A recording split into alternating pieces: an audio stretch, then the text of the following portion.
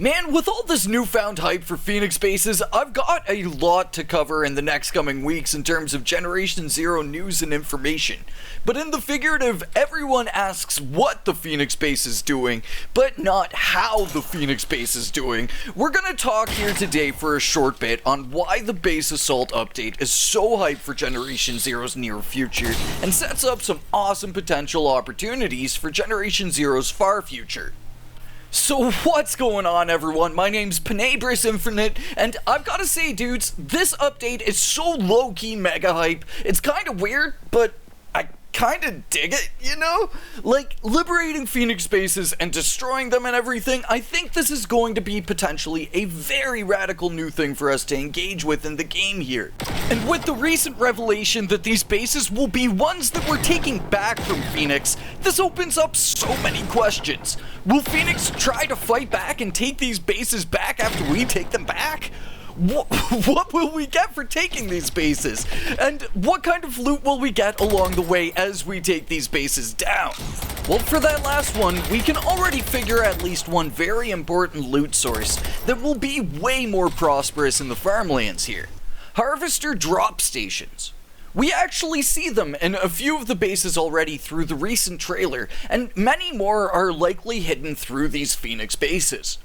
Harvester drop stations are some of the most varied loot sources in Generation Zero, offering farming options for items that were very difficult to farm in the past, like radios and boomboxes, but they offer way more in terms of their loot variety than any other source in the game, and so it just has me stoked knowing we're gonna get a good maybe 20 to 30 more across the forest region here.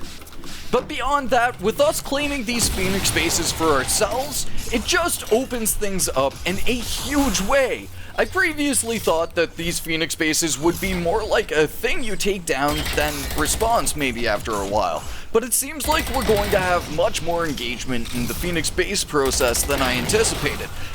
That's mega hype. We're gonna have a lot more news on this, I'm sure, as we go along here, so this is just the precipice, my dudes. But let's talk about the process of taking down these bases really quickly here. First, it makes me think of two things. One being a game called Volcanoids, a very humble steampunk-themed survival indie game where you man a drill ship and have to fight against machines and other drill ships. These are modularly built up with turrets and rocket launchers, and taking them down is a very epic process. And the wall-mounted turrets in the Phoenix bases make me think we might have a crazy level of opposition just kinda similarly ahead of us. With machines firing on us and then the walls of the Phoenix base coming alive to fire on us as well, it's gonna be crazy, and we're gonna have to absolutely chew through our medkits.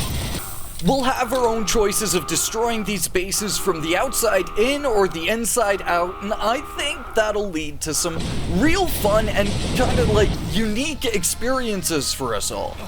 Secondly, it totally makes me think of Far Cry Liberations, where you run up to a base, tackle it, and then have the option to maybe return the base to the enemies, having them bolster their forces and make the next time around even more difficult. It's actually one of my favorite things in Far Cry games, figuring out new and fun ways to take each base. It's hard to say if it will work like that at this point. We might just wind up with a one and done kind of deal on these bases, so we'll have to wait for a juicy drop of news to find out.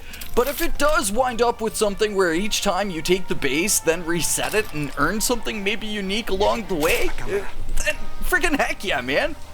From unique resources to maybe schematics, apparel, and anything else, having something new to grind for in a new and unique way in Generation Zero would be a huge breath of life to the game for the next coming months into the summer season. If we do get some sort of repeatable reward though, it'd be kinda cool to see it be a reactive one, where if, say, we stealth a Phoenix base, we get more resources or something. Again, it's so tough to talk on this as we know so little at this point, but just this gut feeling, my dudes. I haven't had this feeling in a long time for Generation Zero. We haven't had any developer streams to report on lately, but I'm hoping either tomorrow or come next week we'll have a really meaty dev stream that'll give us all the information we need on the base assault update for Generation Zero here.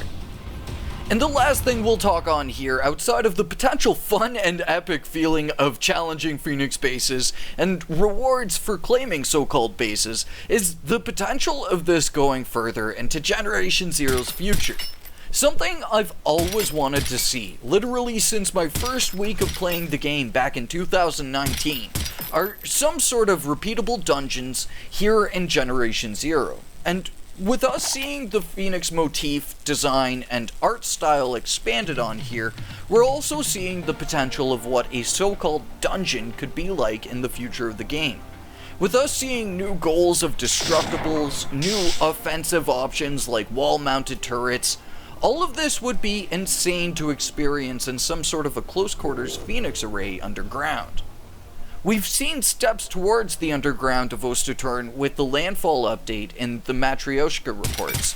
So, I think as we enjoy this update and have fun tackling Phoenix bases here in Generation Zero, we can also look forward to how this expansion to Phoenix's technology and approach to occupying Osterturn will be expanded on in the coming years.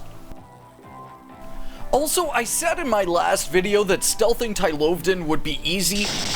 It actually was really tough because of how the machines are aware of you, so I came up with this fun strat of shock traps and boomboxes.